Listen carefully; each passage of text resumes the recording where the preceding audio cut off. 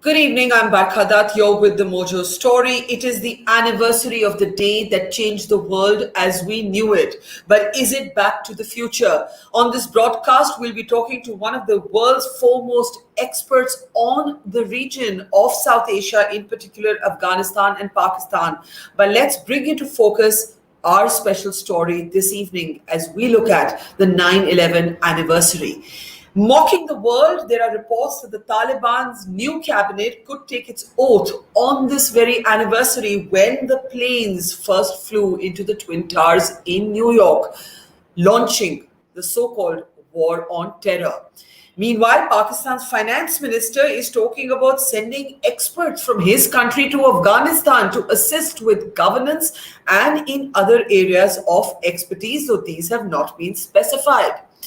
Remember, as Pakistan's influence grows, China, of course, is to be paid close attention to. China has announced $31 million in aid for Afghanistan. China and Pakistan coming together to inhabit the vacuum that has been created by the Americans' clumsy withdrawal from Afghanistan. On the program today, we ask, is Afghanistan now a Pakistan colony as we know it, not the people of Afghanistan, but certainly Afghanistan under the Taliban?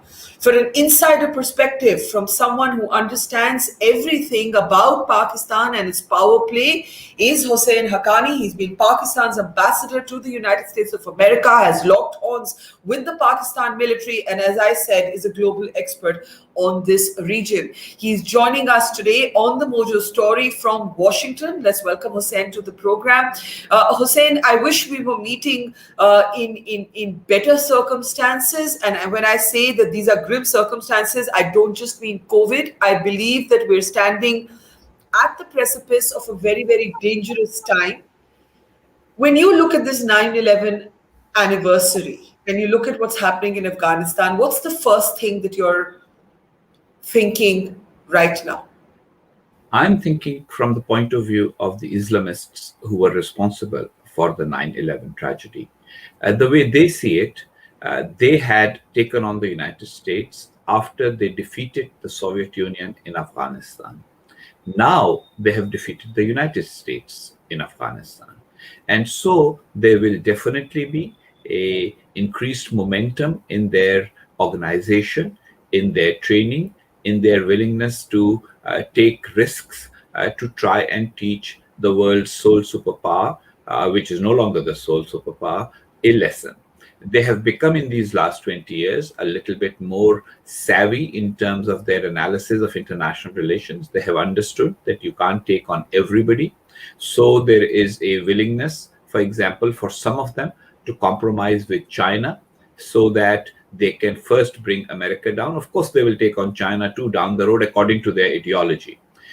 In the last 20 years... Hang on. So you don't see a natural partnership emerging between China and the Taliban and the Islamists? I think that there will be a partnership that will only be aimed at the United States. It will be a short-term partnership.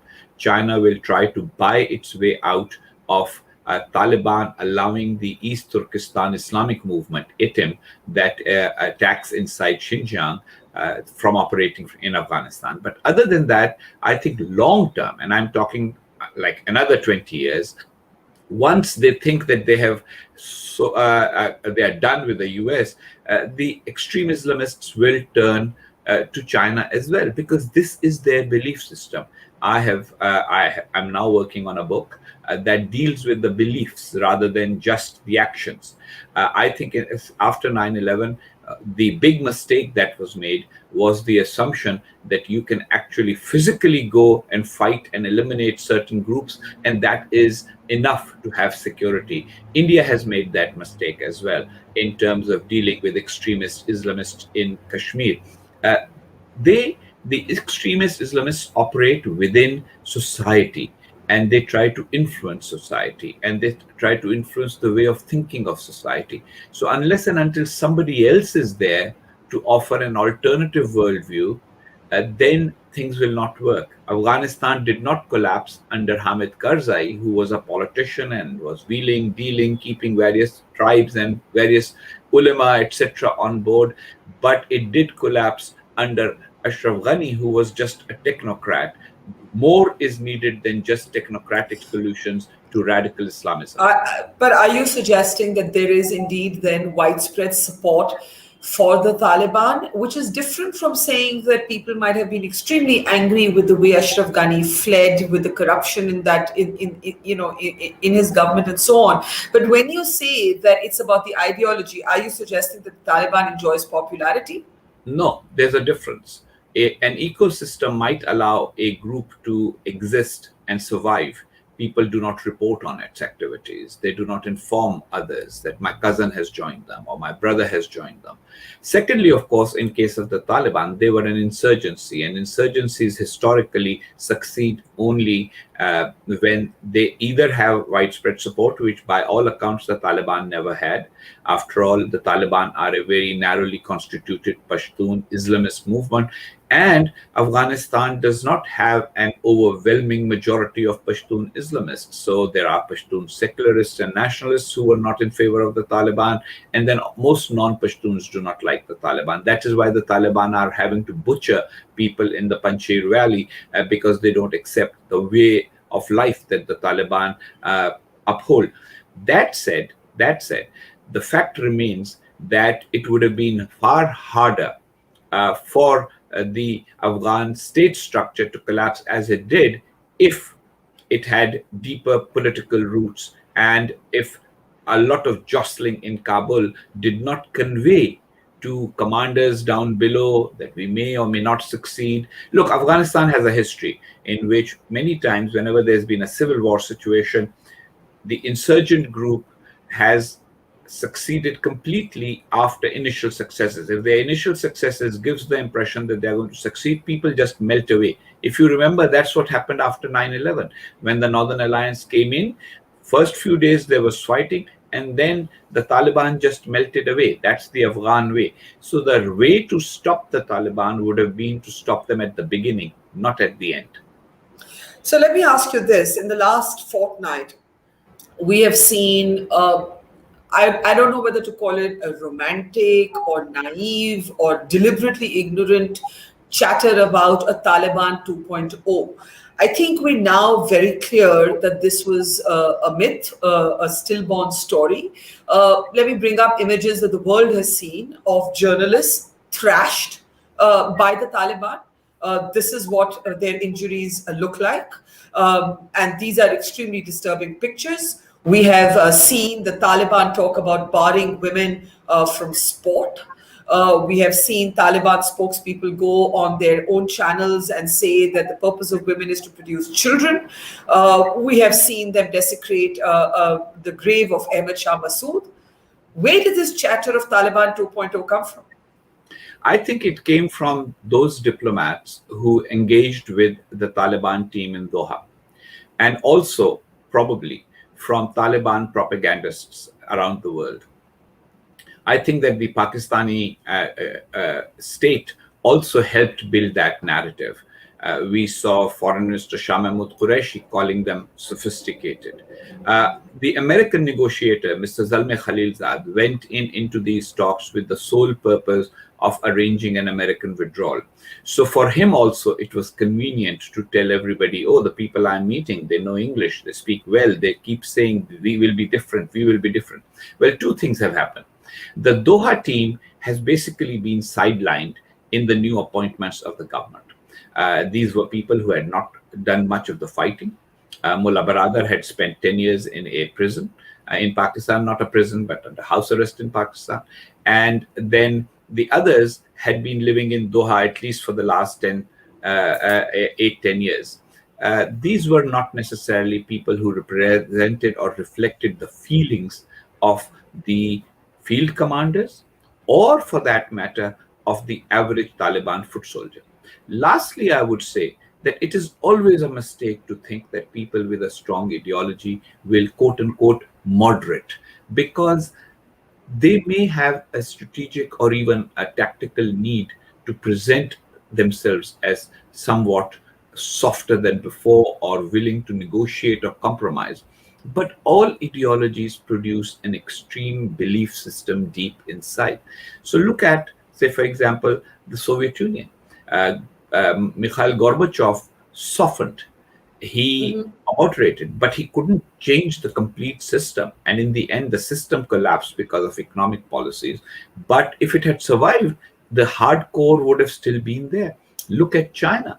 After all of Deng Xiaoping's approach that made everybody think that, China will change completely, well, it changed in the economic realm, but not in the political realm. And now we see Xi Jinping being a little more aggressive and assertive, and his belief system that comes from having been a lifelong member of the Communist Party of China reasserting itself. So the Taliban also have a belief system. Read what they have written in the past, see their fatwas, see their worldview, and that worldview cannot change just because they have concluded an agreement to ensure that they can take over the country without too much fighting.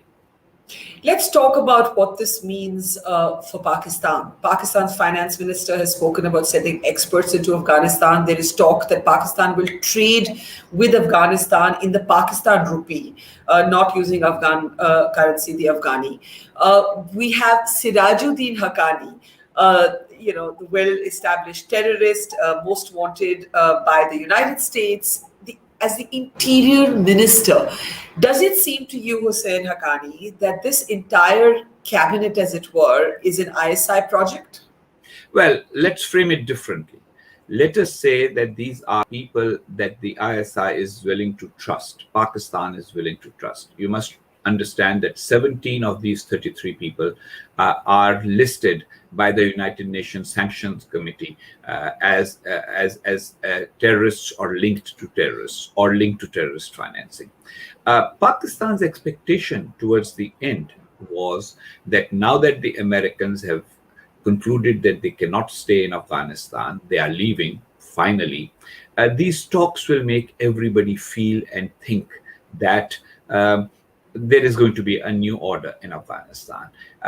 But to be fair, I think Pakistan would have preferred if there was some nominal representation of others in the government so that it could say it's an inclusive government. The Taliban did not stand for it. In the end, the Taliban and their belief system will guide them. Yet they do owe Pakistan a lot for having had a long period of support. 20 years is a long time for support of an insurgency. India's support for Bangladesh, for example, was completed within a year. So 20 years of patience, of having so many refugees, of having these Taliban and their leaders and their families in Pakistan. Pakistan feels it has made a huge investment. It was a very single-minded investment because Pakistan, as you know, and I have criticized this worldview of many Pakistanis, they are totally focused on one thing, and that is their so-called competition with India and the threat to Pakistan from India. So the way they look at it, they now have a government that will finish off any support that may have been coming from Afghanistan for Baluch and Pashtun nationalists in Pakistan. They think that.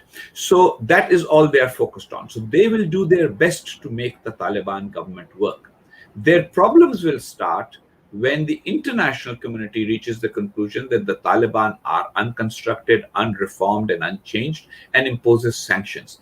Then Pakistan will have to figure out, how do we live with these sanctions? Okay, before we come to that, the picture that we just played, I want to play it again.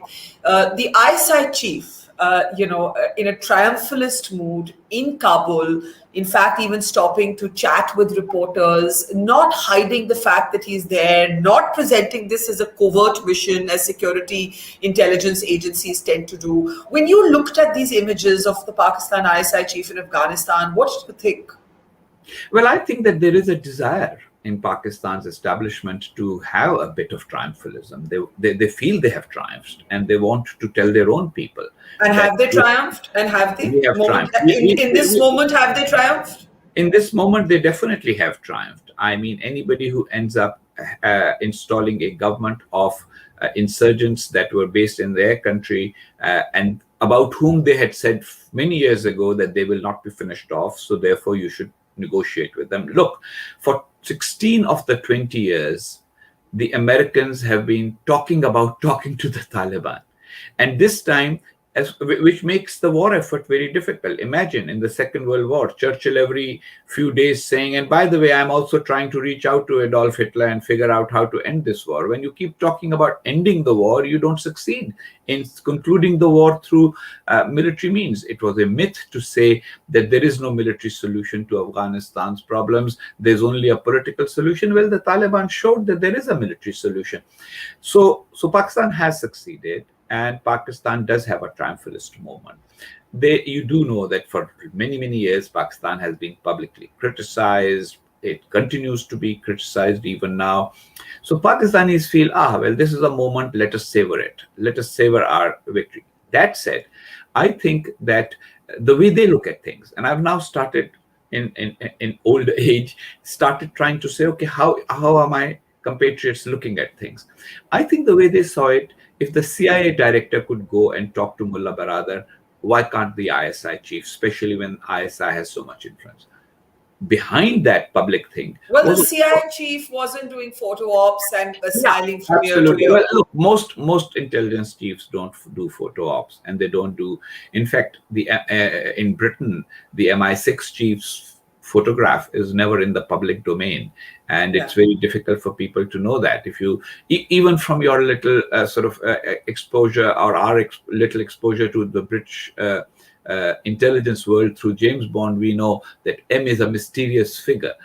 You don't try to come out in public. But then Pakistan is different. In Pakistan, the intelligence service also feels that it is its responsibility to give Pakistanis hope. It's also its duty to promote the ideology of Pakistan. It is also its duty to give the impression that Pakistan is strong. And so therefore, a little bit of triumphalism from a service that has often described itself, at least in the Pakistani media, as the world's #1 intelligence service. Well, they obviously behave very differently from the way that the Americans do. Let me ask you this. When the Americans were in Afghanistan, the fact of the troops needing supply lines to move through Pakistan kept Washington dependent on Islamabad.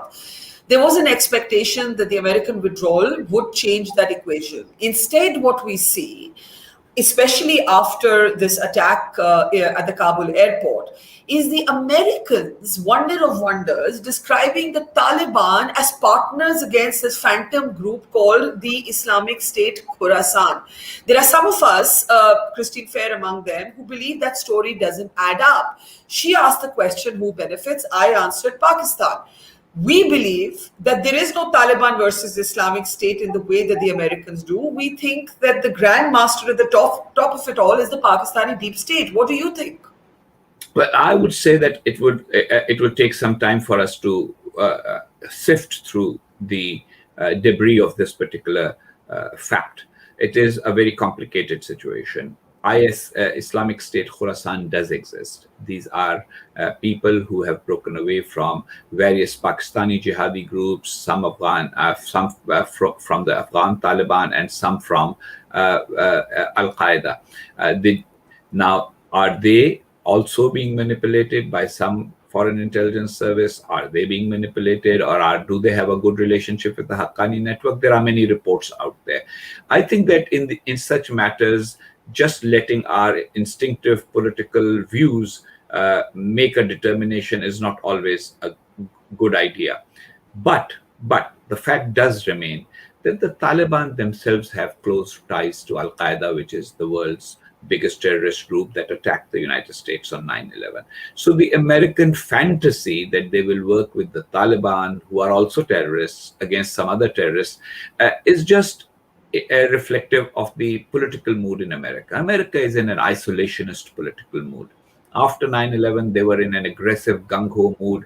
Let's find the enemy. Wherever the enemy is, we'll go and kill them. We'll fight them. And 20 years later, they've reached the conclusion that that doesn't work. So therefore, now, in typical American fashion, they went from 0 to 100 after 9/11. Now they've gone from 100 back to 0, and we'll do everything over the horizon. We'll just press buttons on a console, and we'll deal with it through technology.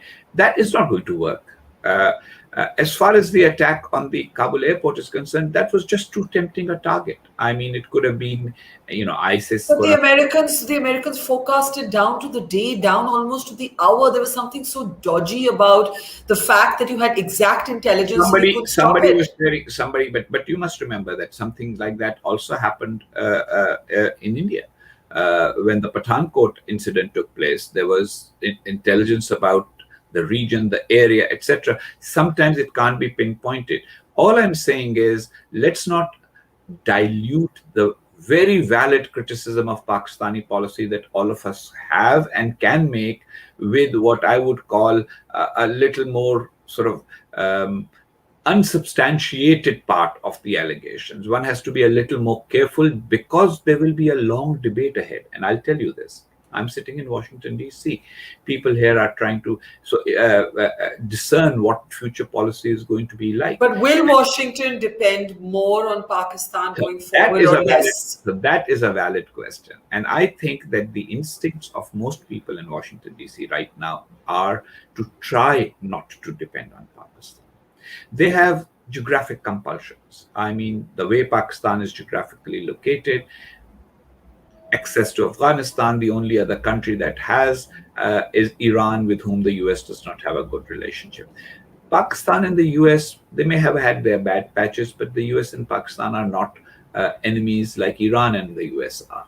So therefore, there is always an American temptation to say, okay, can we try and find somebody in Pakistan, an army leader, a civilian leader with whom we can cut a deal and through which we can get something out of Pakistan.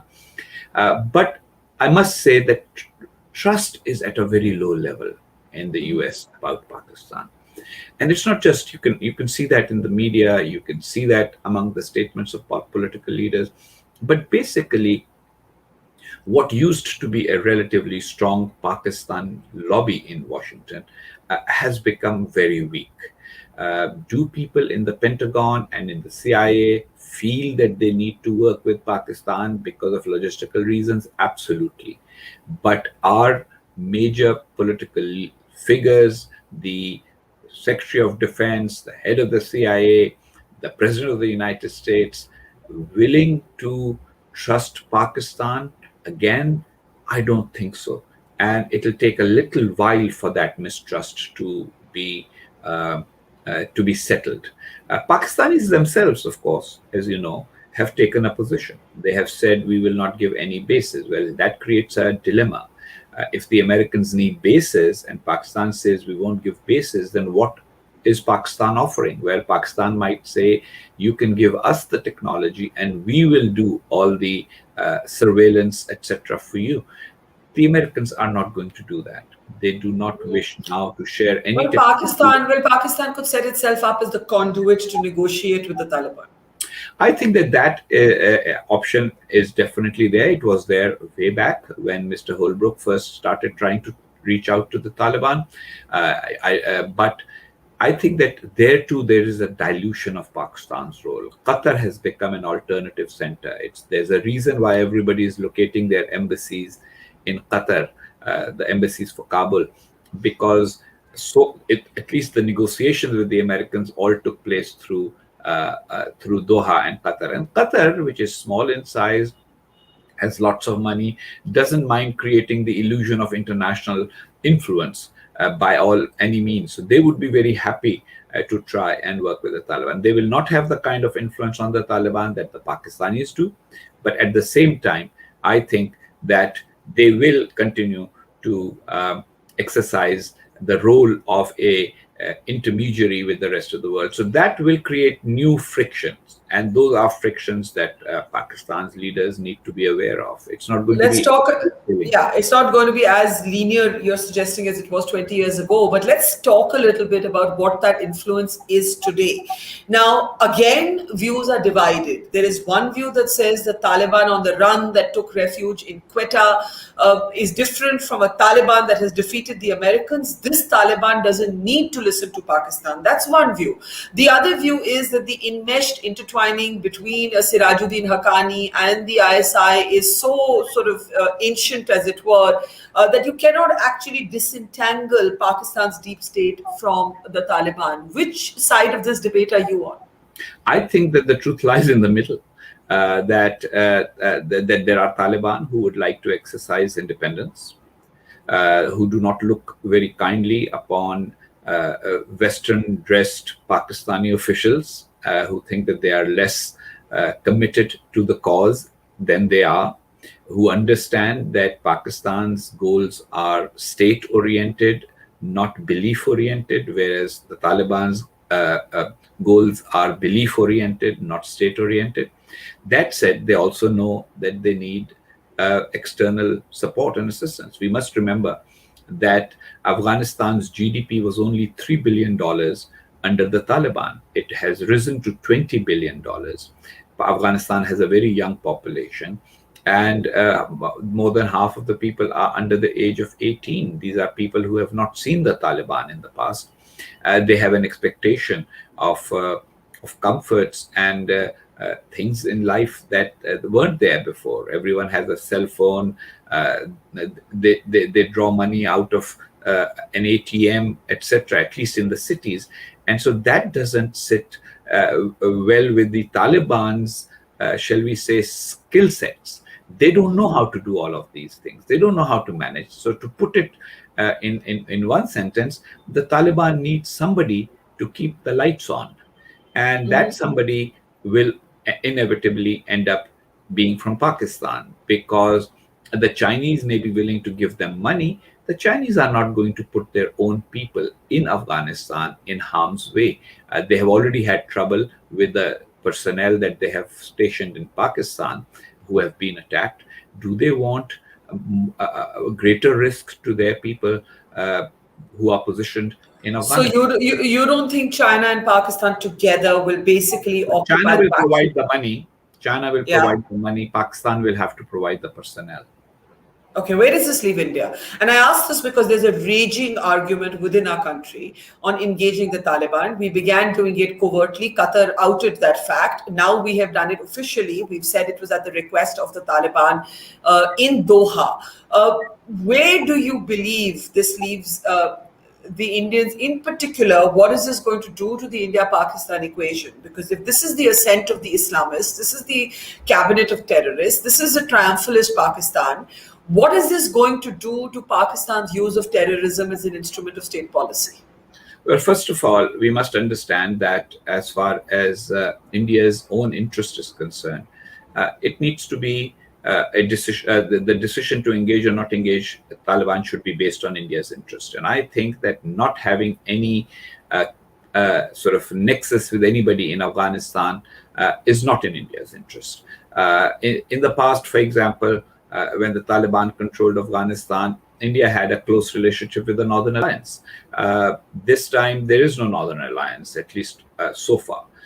So India will have to figure out who do we deal with in Afghanistan, and the Taliban are definitely an option that they should work with.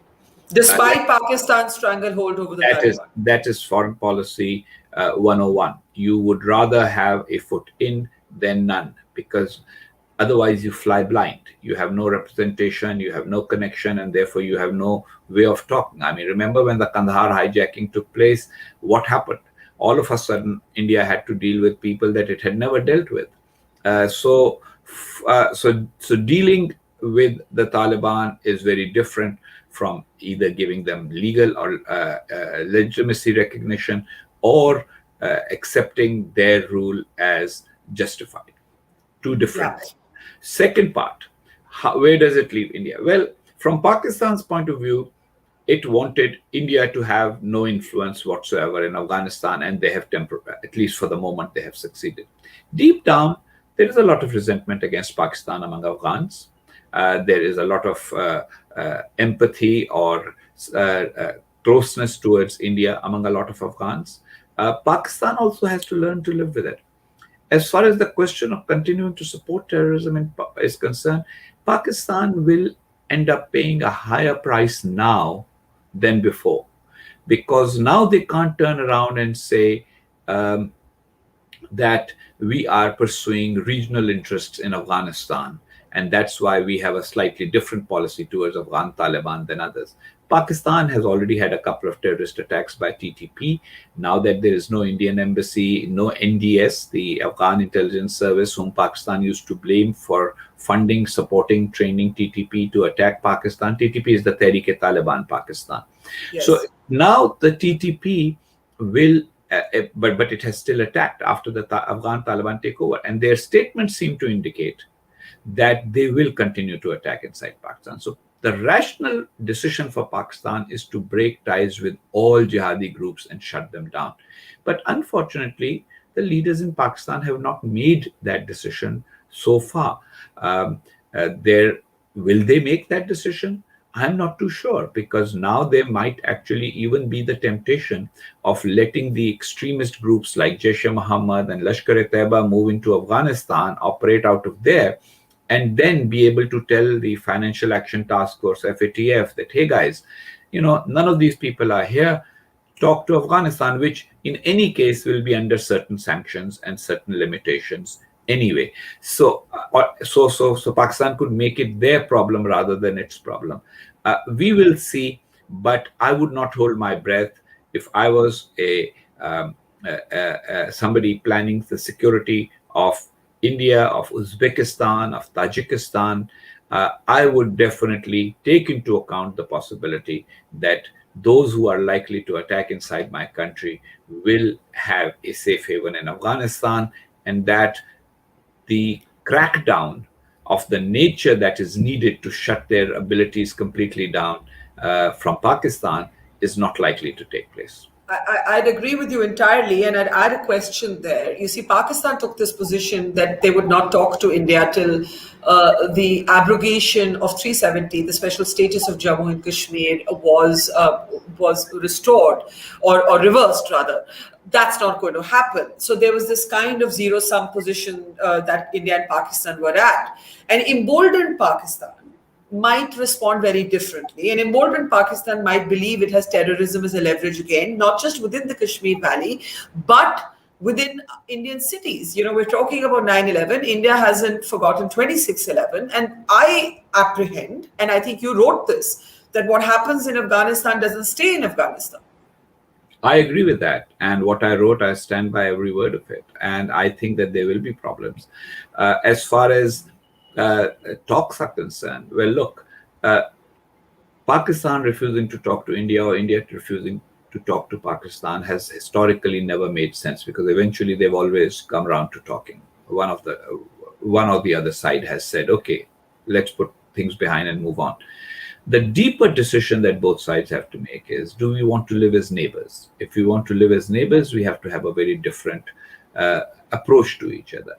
We have to have trade. We have to have travel. We have to stop any plotting and planning against each other. And Pakistan has to totally shut down these jihadi groups. And not just shut down, but also hold them accountable for past jihadi acts. It's not enough to say, okay, we are not allowing them to do anything. Hey, look, there hasn't been a major attack in so long. Yes, that's true. But at the same time, the fact remains that those who perpetrated the attack before have not been punished. They haven't been held to account. So all of that needs to be done, but that requires a change in attitudes and thoughts. And use the term zero-sum game. Unfortunately, some people in Pakistan and some people in India always look upon the India-Pakistan equation as a zero-sum game. And that zero-sum game does not always play out in a way in which benefits either country. Before 9/11, India spent a lonely path trying to draw global attention to Pakistan patronized terror attacks in our country. As we are standing at the 9/11 anniversary, the Americans are out. Do you think that the turn of events, God forbid, will force them back in? And I ask this because you've spoken about the links between the Taliban and the Al-Qaeda. The Al-Qaeda is still active. The Islamic State, irrespective of what we think about the relationship between the Taliban and the Islamic State, is active. Can we rule out another 9/11? No, we cannot. I think that everybody learns lessons, and sometimes the lessons people learn are very different. So the US lesson was, we will go and find terrorists and kill them in their home country so that they don't attack us. Well, I think that Al-Qaeda learned a lesson. They're doing something like 9/11 attacking in New York, symbolically great, may actually awaken America and attract retaliation. So therefore, they may think twice about doing that, but they will continue to attack American interests. I think that fact is definitely something we should come to live with. Will that mean attack on embassies? Will that mean attacks on individuals, Americans traveling in the Muslim world and the rest of the world? Will that mean more attacks in Europe? Will that mean crazy individual attacks like the gentleman in, not the gentleman, but the person in New Zealand who went on rampage with knives?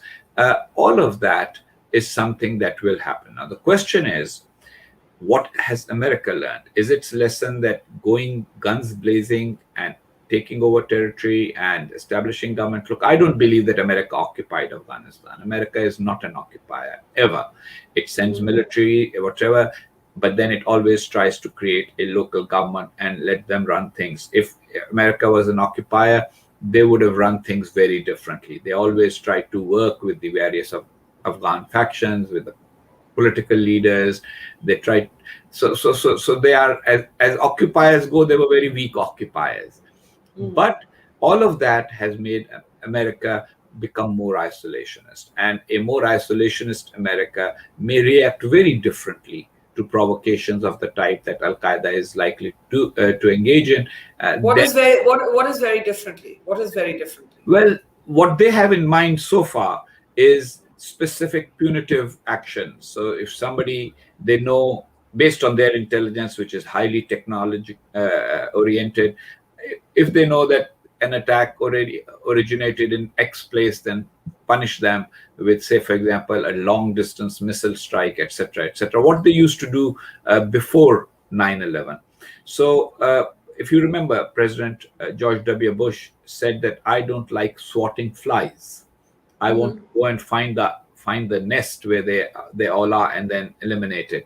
I think they will go back to swatting flies for a little while until something even bigger happens and a different president takes a major policy decision of how to do things and deal with the global scourge of terrorism. But more important, I think, is how does the rise of the Taliban in Afghanistan affect America's peer competition with China? One of the assumptions of those who advocated a withdrawal from Afghanistan was that Afghanistan is in itself strategically irrelevant. And because it's not strategically important, therefore let us focus on competing with China. But the fact of the matter is that Afghanistan will become an arena for competition with China. China will become more important there. The fact that now China has influence over Pakistan, then over Afghanistan, China has a bigger sort of launching pad for its global ambitions in South Asia than it did before. And that should concern the United States. I think what we will see is for a few days, there will be a lot of hand-wringing, there will be a lot of reconsideration and a recalibration in America. But eventually, the Americans will come out with a coherent policy about what to do going forward. And maybe that will happen after the 2022 midterm elections in America. A new Congress might actually say, we need to look at our security policies, our defense policies very differently. Biden has been so far doubling down on his very clumsy withdrawal. He keeps defending the fact of the withdrawal rather than how it was handled. Do you believe that the political consequences for him would be grave enough domestically for him to review how he's handled Afghanistan so far? Well, he's betting on the fact that they won't. He thinks that the American public wanted to withdraw from Afghanistan, and therefore people will say, yeah, clumsy withdrawal, etc., but we withdrew. Thank God we are out. That's his attitude. I don't think that's. I mean, that can be his attitude till the next terror attack by the Al Qaeda. Yeah, but that is not how it's playing out. He has lost his standing significantly. You know how they have polls in America almost every week on presidential approval. His approval rating is plummeting. It was well above 50% before. It's now down below 50%. That is troubling territory for him. uh, he still thinks that the isolationist instinct of Americans is on his side. But there are many things. For example, there were Christian missionaries in Afghanistan. If some of those missionaries are left behind and then mistreated, that becomes a problem for him. I personally think that he could end up looking like President Jimmy Carter, who had a similar attitude on international affairs. If you remember, he just Yes. wanted, world peace. We want everybody to be good. Motherhood and apple pie, right? And, Yeah. why do we have to do these things? Why do we have to get involved into the nitty gritty of Iran, etc., etc.? And then came the hostage crisis, and the hostage crisis made the American public say, "Hey, are we a superpower or are we not?" And then, if you remember, there was a botched attempt at rescuing the hostages, and none of that worked. And so he looked very weak. So what Biden has to be concerned about is whether he will look similarly weak. He does not want to be a Jimmy Carter. But if he is a Jimmy Carter, a one-term Democratic president with tremendous focus on change at home, because that's what the Democratic Party's focus right now in America is. They want to reshape America. They want to make it better for women. They want to focus on climate change. They want to focus on sort of rights of various groups, like the LGBT rights, etc., etc., abortion rights, domestic issues, and a huge infrastructure layout so that America's infrastructure can be updated. All good ideas from their point of view for domestic support, but at the same time, America has a unique thing about sort of focusing on foreign policy not on a day-to-day basis, but in terms of crisis. And this may just be the crisis where Americans turn around and say, why are we looking so weak? Why are we unable to do anything? So then it's envisage a situation in which ISIS, Khorasan, Al-Qaeda, Taliban, whoever, Haqqani network, because that's who they are. They've been kidnapping people. They still have an American hostage right now called Mark Fredericks. Now, supposing something goes wrong, some of these hostages are mistreated, or God forbid, even worse, and that catches American public opinion, sort of, the attention of American public opinion, and people turn around and say, Biden has made us look very, very weak. That could be a disaster electorally for Joe Biden. What about the failure of the United Nations? I mean, there was a suggestion by some in India that why can't you put a UN peacekeeping force on the ground even now? And I guess it's too late for any of that. It is. Furthermore, you must understand, the UN was created after the Second World War. At that time, the idea was that the five major powers, everybody learned a lesson from the League of Nations, which had been created after the First World War, where great powers did what they liked. So they said, okay, well, now let's give the great powers the right to veto major decisions in the Security Council. But the great powers they chose were the great powers that existed at the end of the Second World War. Now the things get bogged down because China will veto certain things, Russia will veto certain things, even though Russia is no longer a superpower. France has the right to veto certain things. Then there are other countries that matter, like Japan, Brazil, India, Germany, who are not even in the process, as permanent members. Then there are countries like Pakistan who have their own sort of, push and pull, and they say we have a nuclear weapon, and so therefore that makes us a significant actor.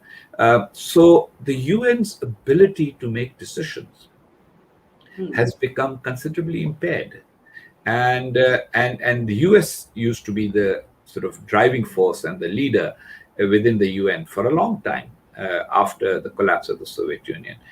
That position has gone, and because that has gone, therefore, I think that the UN's ability to make decisions of the nature of shall we send a peacekeeping force to Afghanistan has become untenable, and they cannot play the role that they could and should. Yeah. Would you call Afghanistan under Taliban a Pakistan colony? So I am very careful about using phrases like colony, etc., because I'm not in the business of propaganda. I'm in the business of analysis. And Afghanistan is definitely a Pakistani influenced state now. The Taliban are definitely somebody beholden to Pakistan and with a long standing relationship with the Pakistani establishment. Uh, it is not completely a colony because certain decisions the Taliban have made have not necessarily reflected Pakistani policy, whether stated or private. So, even in the past, if you remember, uh, the Taliban made certain choices and decisions that Pakistan did not want them to make. After 9/11, Pakistan wanted them to hand over bin Laden so that the problem would be solved and the Americans would not come there because Pakistan's agenda is totally regional. Pakistan is only thinking about South Asia. It's not thinking about global impact of things. And that is one of the problems in American Pakistani dialogue, because when it comes to global issues, Pakistan says, yeah, you can have your way. And the Americans think, wow, they are on our side. But when it comes to the region itself, Pakistan wants to do things its own way. And Americans and the Pakistanis have to find a way around that problem. That's what breeds mistrust, because, but Pakistan will not be able to 100% control the Taliban. They will make certain independent decisions. Yet, will Pakistani products now be the products that will be most widely available in Afghanistan in shops? Absolutely. Will the Pakistani rupee and the Afghani be used both at the same time? Definitely. Things like that will happen because the Afghan government does not have access to its reserves anymore. And I don't think they will get them, because for that they will have to change their core policies, and they won't change them. So then who will provide the economic assistance? The Chinese will give the economic assistance, but somebody will have to manage it. So in that sense, Pakistan will have deep influence in Afghanistan. At the same time, it will never have full control, because it never had full control. And trying to have full control will actually cause a backlash that Pakistan may not want. Interesting. I have to close, so I have to ask you a last question. What worries you the most? What would keep you up at night right now? I think that America's unwillingness to assert itself is worrying me more than anything else, because the world does need however clumsy it might be, however flawed it might be, the world does need a relatively benign major power that tries to create some global order. And if it's a rule-based order, which the Americans generally tend to prefer, I mean, in most things, they try to do things according to some framework that can be anticipated and understood and argued about. China is very arbitrary. China is authoritarian, and so is Russia. So what we will have is a global situation in which too many actors know that there will not be any reaction or consequence from the hegemon, the global hegemon.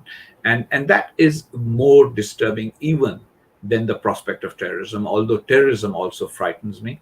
And then what also disturbs me is the possibility that radical Islamists all over the world will say, you know what, this is the time. There've been many moments. Even after the Iranian Revolution, there was a moment where radical Islamists thought, this is our moment. These are people who have been seeking lost glory for several centuries. And so they will become more active, which will have consequences of others. Like, for example, in India, we know that the idea of a Hindu Rashtra came from the notion of an Islamic state. It's a reaction. And so things like that. And so that will jeopardize global order and global peace, and that really worries me. Yeah, we stand at the precipice of an extremely dangerous decade, is what I would argue. But Husain, you have been absolutely brilliant in deconstructing so many of these complexities for us. Thank you. We've learned a lot from this conversation, and we'll have you back very soon as things develop. Thank you. Take care, and goodbye. Thank you. It's great to see you here. Thank you for watching our work. If you haven't subscribed yet, don't forget to click the bell icon and subscribe to Mojo Story and support independent, robust journalism.